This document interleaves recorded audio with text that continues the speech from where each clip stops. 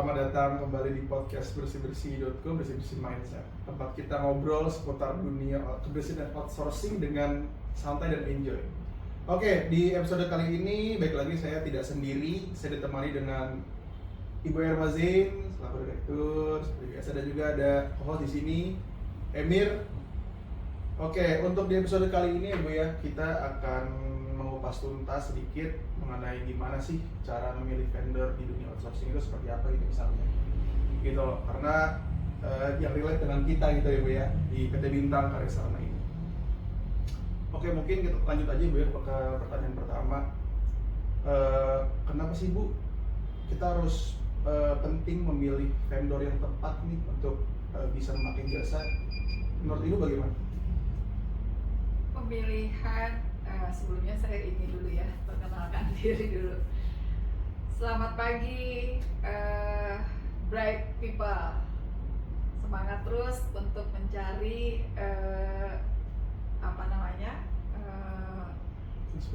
inspirasi pagi. Salam sehat selalu.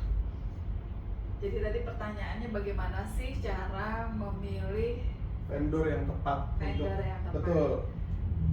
Vendor itu karena keberlangsungan satu kita pilih klien itu keberlangsungan satu perusahaan. Betul. Kenapa? Karena cara pembayaran yang penting. Karena bisnis outsourcing ini, perusahaan alih daya ini lebih kepada mindsetnya masih penalangan. Jadi memang membutuhkan dana yang ini kan boleh dibilang bisnis yang padat karya, padat modal. Modalnya padat, orangnya juga padat, gitu ya. Jadi memang dibutuhkan, kalau nggak hati-hati memilih customer, kita akan bahaya. Karena apabila customer itu mengandalkan kita seutuhnya, misalnya 3 bulan belum bayar, kita tagih lagi, 4 bulan belum bayar, tagih lagi, kan anak-anak nggak bisa nggak dibayar. Betul. Anak-anak harus tiap bulan harus ready bayar, bayar harus. Nah, jadi kita juga ukur kemampuan kita, apakah kita bisa menalangi 3 kali pembayaran baru kita terima sekali pembayaran gitu dari klien, atau kemampuan kita sejauh mana. Kadang banyak juga perusahaan outsourcing yang mohon maaf bisa membayarkan 6 bulan sekaligus. Cuma ada juga yang tidak mampu untuk 2 kali aja, dia udah nggak mampu. Karena kan dia ukur, misalnya kita dapat untung manajemen fee itu di bawah 10. Biasanya kita di bawah 10 tuh. Untuk keuntungan di bawah 10. Kalau dia 3 bulan ya kita nggak ada untung dong. Kalau kita menggunakan dana bank aja, istilahnya kita bayar bunganya aja kurang. Gitu. Jadi memang sangat penting memilih klien dalam hal ini, keberadaan keuangannya klien tersebut. Gitu. Berarti harus dipikirkan dan harus observasi lebih lanjut Bu ya, mengenai keadaan seperti apa, cara mungkin kemampuan kita. Gitu. Lanjut juga cara pembayaran. Sebelumnya tuh memang kita harus tanyakan dulu lebih dahulu sebelum kita lebih awal ya, misalnya kita lagi mengikuti tender, kita tanyakan tuh, ini cara pembayarannya seperti apa? Kita mampu nggak? Gitu. Jangan-jangan dia bilang, Bu ini 31, biasa 31 itu artinya 3 bulan baru sekali bayar. Jadi 3 bulan sekali bayar. Kita mampu nggak? Gitu. Jadi skema pembayaran banyak, atau 3 bulan belum dibayar, bulan keempatnya 3-3-nya dia sudah ngasih. Itu udah skemanya begitu. Nah sekarang kembali lagi ke kita, apakah kita mampu dengan skema tersebut gitu. Pentingnya Bu ya. Betul, memang banyak pertimbangan berarti ya. Kita lanjut ke pertanyaan selanjutnya. Itu kalau menurut Ibu mungkin agak berhubungan sama pertanyaan yang pertama. Masalah apa sih Bu yang bisa terjadi jika salah pilih vendor tadi gitu loh? Selain mungkin ya pembayaran yang menyangkut kepada keberlangsungan hidup karyawan, apa lagi Bu? Nah itu pasti akan terkena semuanya tuh Oke. impactnya. Iya. Nah kalau misalnya kita gini ya, kita kan sebetulnya mitra ya, Ya. dari pemberi pekerja dan penerima pekerja. Ya, Penerima betul. pekerja istilahnya tuh kami ya, Iya. kita pelaksananya. Jadi si pemberi pekerja juga mengharapkan sesuatu, misalnya karena memang mindsetnya itu perusahaan outsourcing itu adalah penalangan. Jadi Mindsetnya. klien itu juga nggak salah. Jadi dia punya pemahaman bahwa kalau udah pilih vendor outsourcing, ya udah gaji ditalangin dulu sama Ya. ini. Biasanya begitu tuh Begitu. pemahamannya. Ya. Nah, semua saling mengandalkan. Si klien mengandalkan kita, demikian juga kita sebagai pelaksana penerima pekerja juga mengandalkan klien, karena duit yang kita harus dibayar gitu, yang kita harus dapatkan, kan kita menunggu pembayaran dari klien juga. Jadi semuanya saling mengandalkan. Ya. Nah, kalau salah mempersepsikan, ini akan kena impactnya semua. Ke karyawan juga telat gaji. Ya. Iya kalau perusahaan outsourcingnya ada duit. Kalau nggak ada, dia cuma bisa untuk penalangan 1 bulan misalnya. Sedangkan si klien maksudnya dia 3 bulan. Ya kan nggak bisa, ini nggak punya duit. Nah, Ya. sementara nanti bulan kedua impactnya ke anak-anak, gajinya nggak ada. Akhirnya jadi bubar jalan semua. Akhirnya ini mengharapkan bisa 3 bulan. Si klien pemberi pekerja ini mengharapkan kita bisa membayarkan 3 bulan ke anak-anak, baru dia bayarkan invoice-nya kita gitu ya. Jadi tidak boleh saling mengandalkan harusnya. Jadi kita mestinya, harapan kami sebagai perusahaan Alidaya nih berharap si klien ini ya kita mitra. Jadi keberadaan perusahaan outsourcing ini solusi buat si klien. Jadi solusi buat klien. Jadi untuk jadi pembayarannya jangan sampai lama-lama begitu. Iya betul. Soalnya mungkin kalau satu dia kena masalah pembayaran akan berantakan kemana-mana Bu. Iya, berantakan. Ranah yang lain juga gitu ya. Karena kan si perusahaan outsourcing ini, katakanlah Bintang ya, Bintang ini kan juga bukan klien ini aja yang dia tangani, ada banyak klien. Ya. Dan uangnya itu juga peruntukannya, kalau gajian kan sama semua, klien 1, 2, 3 semua pas gajian. Ya. Jadi semuanya juga harus dibagi-bagi untuk keuangannya. Berarti memang harus dipikirkan dan emang harus ada kesepakatan di awal. Betul, ya. di awal. Jadi emang sangat penting memilih klien. Kalau saya memang perusahaan Bintang ini saya mengarahkan sebelum saya, misalnya saat saya ikut tender nih, itu ya, hal yang utama yang saya tanyakan adalah cara pembayaran.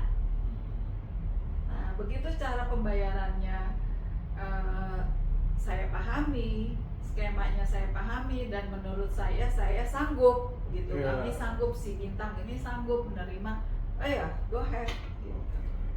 Menarik. Berarti kalau kembali lagi ke dalam topik pemilihan vendor itu Bu, selain finansial itu apa ada tips lagi Bu dalam memilih vendor Bu? Karena kan yang kita tahu selain masalah finansial itu mungkin ada masalah di komunikasi atau mungkin miskomunikasi, karena kan apa yang vendor mau itu belum tentu bisa disampaikan dengan baik oleh outsourcing itu sendiri Bu. Apa mungkin Bu ada tips lagi Bu dalam pemilihan vendor mungkin Bu selain finansial Bu? Nah, biasanya kalau sebelum terjadi tender, saya sebagai pelaksana ini di perusahaan outsourcing, saya ajak percakapan dulu dengan klien.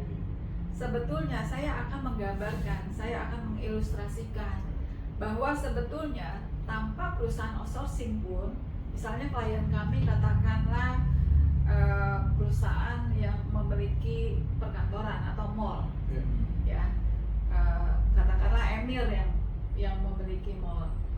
Mall itu kan sebetulnya kalau mau pendatangnya harus banyak, yang ngedatengin mall seneng, kan harus bersih mallnya, bener nggak? Kalau mall itu jorok, mall itu bau, kira-kira ada nggak pengunjung yang datang? Nggak ada, ya kan? Nah, eh, Emir sebagai pemilik mall misalnya kan butuh perusahaan outsourcing yang mengerjakan kebersihan, cleaning service. Nah sebetulnya tanpa perusahaan outsourcing pun Emir bisa meng-hire sendiri. Betul. Benar nggak? Betul. Emir bisa meng-hire tanpa perusahaan bintang nih, kan langsung Emir hire aja sendiri. Iya, bisa. Butuhnya berapa orang biar ini. Tapi kan Emir punya apa ya namanya? Punya pekerjaan yang lebih difokuskan. Jadi Emir nggak mau pusing biar mallnya ini saya bikin tenan, saya akan sewakan ini, ada yang lebih difokuskan. Nah, biarkan pekerjaan outsourcing itu kami yang ambil alih. Makanya namanya alih daya. Jadi kalau Emir sendiri yang lakukan rekrutmen untuk perusahaan outsourcing, untuk sumber daya outsourcing, kan Emir bayar gajinya, benar nggak? Emir bayar beli perlengkapan peralatan untuk alat sapu, untuk alat ngepel, chemical juga Emir beli. Emir keluarin duit nggak? Keluarin kan? Pasti kan? Emir keluarin gaji mereka nggak? Keluarin kan? Bayar THR, bayar bla bla bla bla bla, yang semua aturan pemerintah kita harus sampaikan ke pekerja, benar kan? Aturannya ada. Sini Emir biar fokus di core bisnisnya, menjadikan mall ini menjadi bagus, pusat perbelanjaan yang keren. Emir memikirkan hal tersebut biar fokus. Sini untuk kebersihan kami yang handle. Makanya namanya Emir mengalihkan ke kami, alih daya. Secara finansial Emir yang harus bayar kan. Emir bayar gaji. Kalau nggak ada kami kan Emir juga butuh cleaning. Benar nggak? Nah, dialihkan ke kami, makanya kami dibilang perusahaan alih daya. Paham ya? Nah, begitu kami lakukan kebersihan, kami tambahkan fee manajemen sejumlah semua yang tadi Emir keluarkan, entah itu gaji, THR, chemical, perlengkapan, peralatan, semua Emir keluarin tiap bulan. Ini kami yang handle, tambahkan fee kami. Jadi semua misalnya Emir keluarin 10 juta per bulan. Nah, ya udah kami handle 10 juta. Emir juga bayar ke 10 juta, tapi tambahin biar Emir nggak sibuk-sibuk lagi. Emir harus fokus gitu untuk core bisnisnya Emir. Gitu. Jadi sini nanti Emir tiap bulan tinggal bayar 10 juta plus manajemen fee gitu. Berarti sebelum pemilihan vendor itu ada diskusi untuk pembatasan kerja yang jelas ya Bu, jadi tidak ada miskomunikasi. Betul, yang namanya cleaning service itu kan areanya harus membersihkan, di mana-mana harus bersih, nggak boleh sampah, nggak boleh bau, nggak boleh banyak laler. Itu berarti nggak bersih kalau banyak laler. Jadi kita juga harus ada face controlnya. Jadi intinya semua yang area harus nyaman, harus bersih, lingkungannya nggak berbau, jadi wangi. Itu pekerjaan kita gitu. Jadi jangan terlihat ada sampah, itu nggak boleh. Di mall itu coba ya, namanya cleaning service itu jarang kelihatan. Dia apalagi lagi ini, dia bekerjanya itu sebelum orang rame. Gitu. Tapi harus bersih keadaan, begitu ada sampah kita comot, begitu ada ini kita ini. Gitu. Oke, berarti kalau menurut Ibu aja nih kita lanjut ya Bu ya. Kalau misalkan ada nih, apakah vendor dengan harga yang relatif mungkin bisa dibilang lumayan mahal atau cukup mahal itu bisa menjamin memberikan hasil yang bagus atau enggak Bu? Atau sebenarnya harga itu enggak terlalu mengaruh, kalau yang penting mah track record dan hasilnya aja, atau gimana? Kalau menurut harga itu udah aturan pemerintah. Kan kita kan sebetulnya kita membayar yang paling banyak kita keluarkan adalah upah. Upah itu kan udah menjadi aturannya, ada UMK, UMR yang kita harus sesuaikan dengan nilainya itu UMK setempat. Misalnya Jakarta ya UMR setempat gitu, upah minimum regional, upah minimum kota itu kita sesuaikan, dan itu paling banyak 70%. Kalau misalnya kebutuhan lain, misalnya kita kalau pengadaan security ya kita seragam, pentungan, body check dan lain-lain, itu kan harganya sama, normatif. Jadi sebetulnya kalau melihat harga itu tidak ada yang lebih jomplang gitu, nggak ada. Cuman klien itu bisa nggak kita lebih mepet lagi, nah sehingga kita juga nilainya juga lebih kecil dapatnya gitu. Paling mungkin kan ya jangan sampai juga ya, kalau kami sih memperjuangkan upah sesuai dengan aturan pemerintah setempat ya, UMR, UMK, kita menyesuaikan di mana kita berada. Misalnya kita di Cilegon, misalnya kita di Medan ya UMK Medan, UMR Medan gitu, atau di Jakarta atau di Bekasi apa Jakarta beda. Jadi kalau klien itu nggak bisa memberikan jomplang harga yang gede, nggak bisa, karena memang udah ada aturan dan hitungannya gitu. Paling beda sedikit gitu.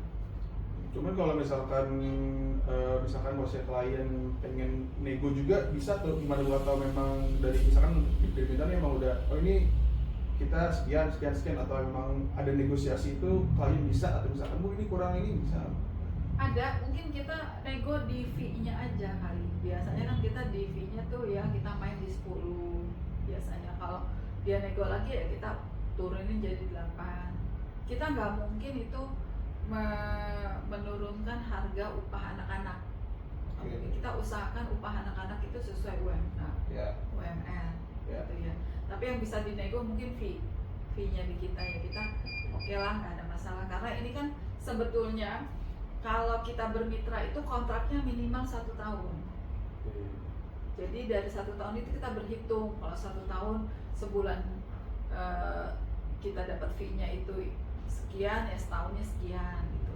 Nggak ada itu kontrak yang alih daya itu 2 bulan, 3 bulan, nggak ada. Jadi minimal itu 1 tahun. Jadi makanya kita bisa berhitung sebetulnya. Jadi kalau misalnya klien itu minta kurangin dong Bu, jangan 10%, oke.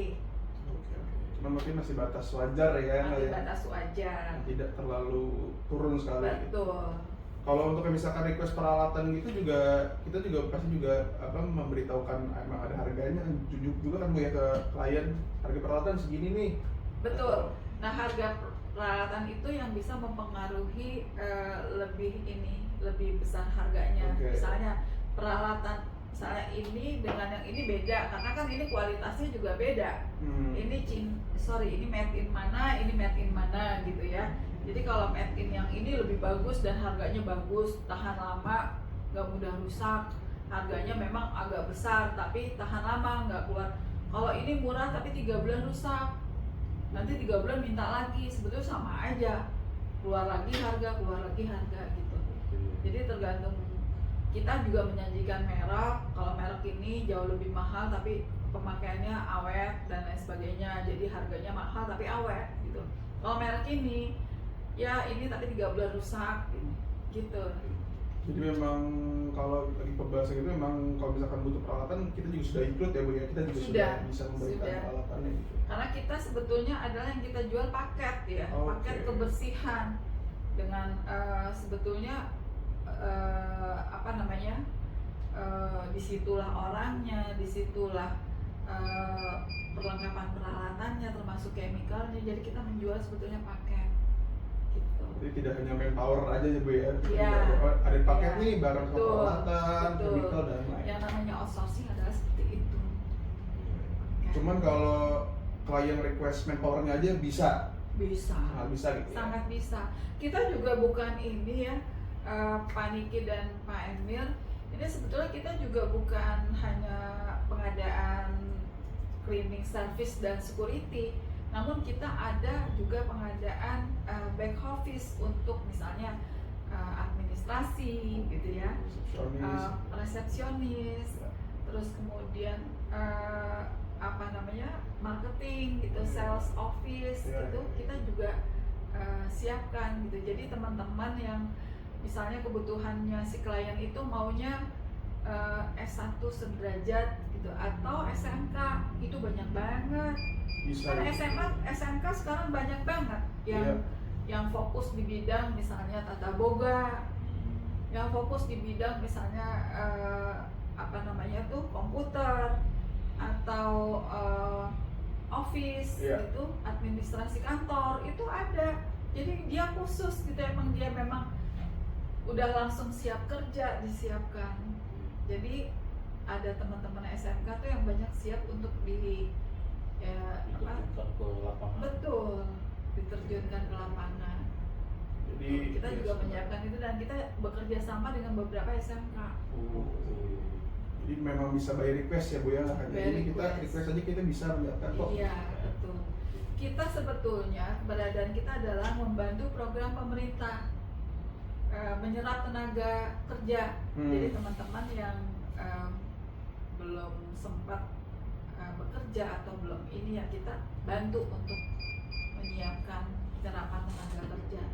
Oke. Gitu. Oke, menarik sekali ya teman-teman untuk pembahasan edukasi atau podcast kali ini dengan bincang dengan Bu Erma. Jadi memang teman-teman untuk memilih vendor atau outsourcing ini memang kayak memilih partner bisnis ya Bu, kayak memilih kayak teman aja ya. Mitra. Jadi bukan yang asal pilih, bukan yang asal comot gitu ya Bu. Jadi keberadaan kami itu win solusi, menjadi solusi buat klien. Iya. Jadi klien buat kami juga menjadi solusi karena kita juga dibayar, jadi ada margin di situ, keuntungan di situ gitu. Oke, berarti dengan vendor yang tepat itu bisa menghadirkan lingkungan kerja juga yang bagus, yang sedikit bersih, yang memang rapi dan memang selalu bekerja sama. Seperti itu. Oke, terima kasih teman-teman yang sudah mendengarkan episode kali ini. Mungkin kalau kalian punya pengalaman atau ada komentar boleh silakan sharing, komen dan DM di bawah atau di Instagram kami ya. Sangat boleh sekali. Oke, terima kasih. Sampai ketemu di episode selanjutnya. Terima kasih.